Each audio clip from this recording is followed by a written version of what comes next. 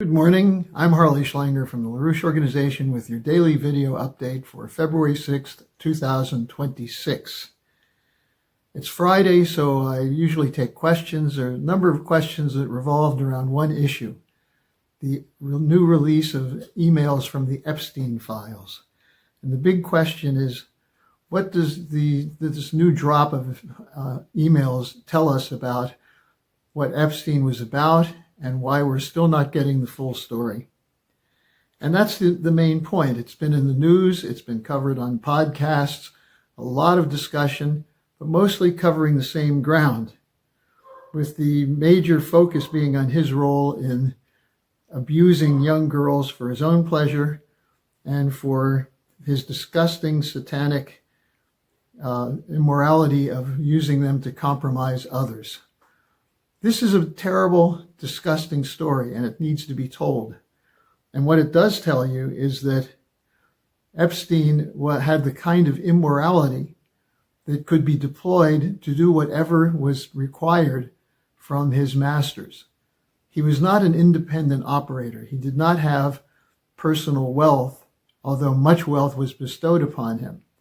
But he was a loyal, aggressive operative for a group, an intertwined group of networks, which include organized crime, the intelligence communities of at least the US, Britain, and Israel, as well as financial networks, corporate cartels, and the military-industrial complex. Now, his personal character is an issue because he was thoroughly compromised, precisely the kind of person you need to do the kind of work he was deployed to do. And it shows not only his immorality, but the rot that exists in the establishment, which is willing to spend taxpayers' dollars and human lives for the sake of permanent warfare to protect a collapsing system. I'm going to cover some of this today.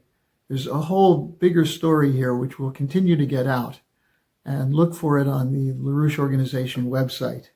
But I'm going to cover two major points.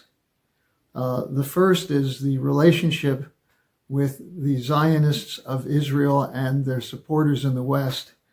And secondly, his role in financial innovation.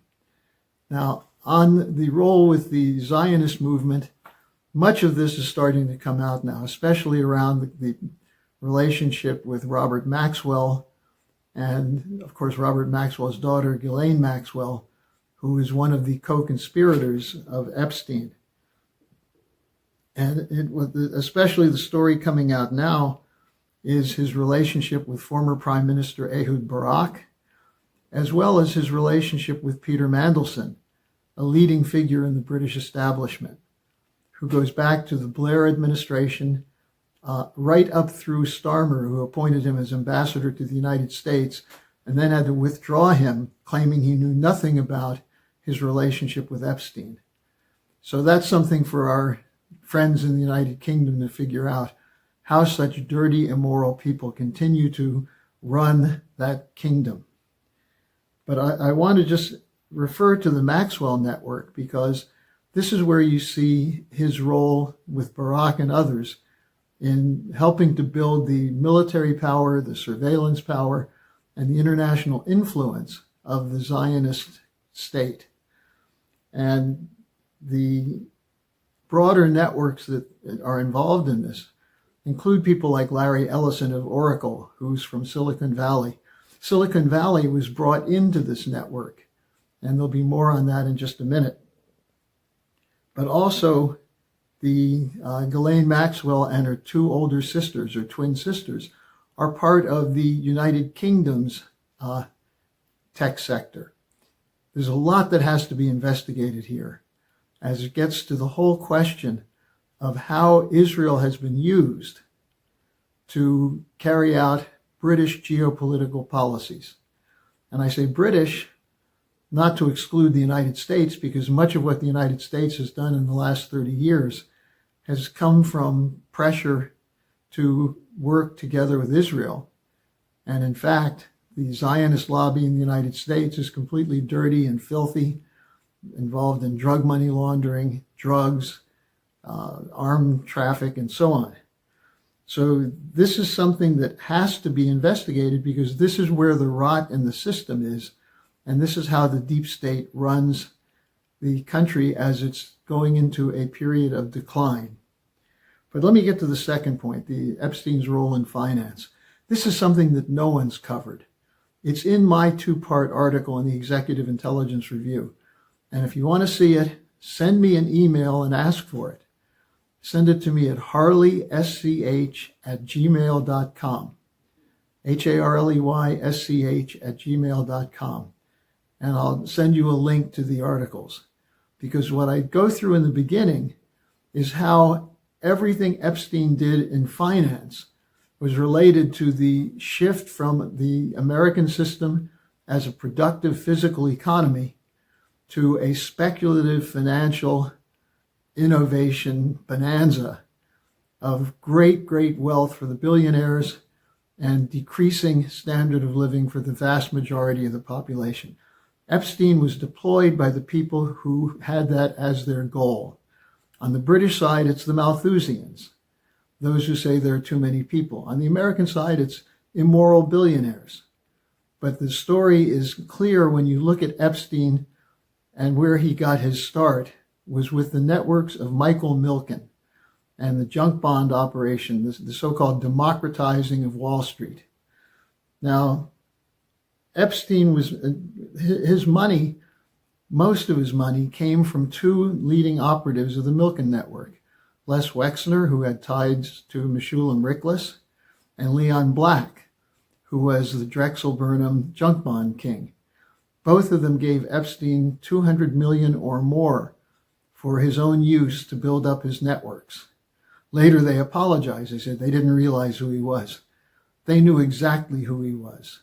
You don't give $200 million to a guy because you think he's clever or charming.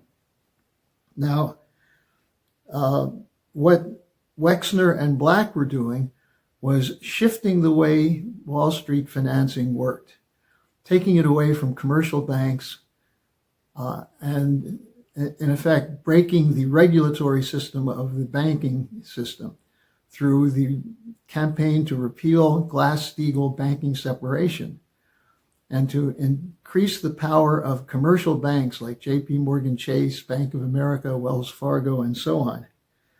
And that these were the banks that figured out how to use the junk bond money, and much of the junk bond money was laundered drug money. That's why the Meyer-Lansky networks were the major source of income for the Milken junk bond operation. And this is where Epstein cut his teeth working for Bear Stearns. So this financing moved away from the traditional corporate financing into the kind of renegade criminal money laundering that provided the liquidity for the takeovers and mergers and acquisitions in the 80s and 90s. Now, this led to a stock market crash in 1987. This was part of the dot-com bubble. It was part of the Y2K bubble, and it was part of the mortgage-backed securities bubble in 2008, which nearly collapsed the system. And what happened when that system was collapsing? The Federal Reserve, on behalf of the private banks, bailed out the swindlers and took away the homes of between 6 and 7 million families who were basically the victims of the creative financing scam run by the bankers and the insurance companies and the hedge funds. Now, they also then developed the derivatives market so that now you have a financing system completely separate from any productive system. And those of you who know something about the economics of Lyndon LaRouche, it's the physical economy that counts, not how many dollars you have in your bank account. And the physical economy is being starved, it's being collapsed, and more funds are going into the casino, the global casino. Now, Epstein, in keeping with his role in this, and you'll see from my article he had a major role, he then, after 2011, 2012, after his first conviction, moved into the AI tech bubble. and in particular worked very hard to form a relationship with Peter Thiel of Palantir. And this includes the whole Silicon Valley network of swindlers who simultaneously have now become part of the military-industrial complex at the same time as they're running the global financial Great Reset. Now, this included the takedown of the regulatory system, the repeal of Glass-Steagall, for example. That opened the door for laundered money to come in to fund public-private projects. And also money went into the post-9/11 surveillance state. Let me repeat again that a lot of the seed capital for this came from the fortunes of organized criminals such as Meyer Lansky, Bugsy Siegel, Dutch Schultz, and so on. The Max Fisher, the gambling interests and the prostitution interests and the booze smuggling during the Prohibition. That's where the money came from initially.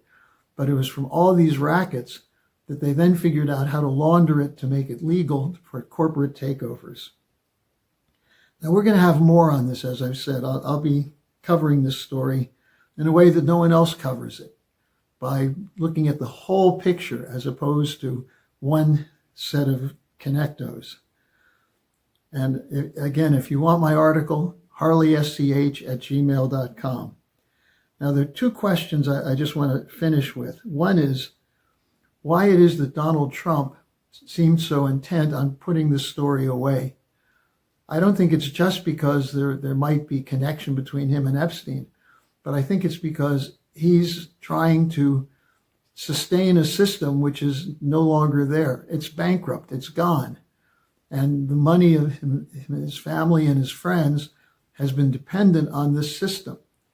And it should be put through bankruptcy reorganization. And if he's going to function and be the great president he says he is, he'll put this through a bankruptcy reorganization to take the power away from this deep state, which has done its best to try and destroy his presidency.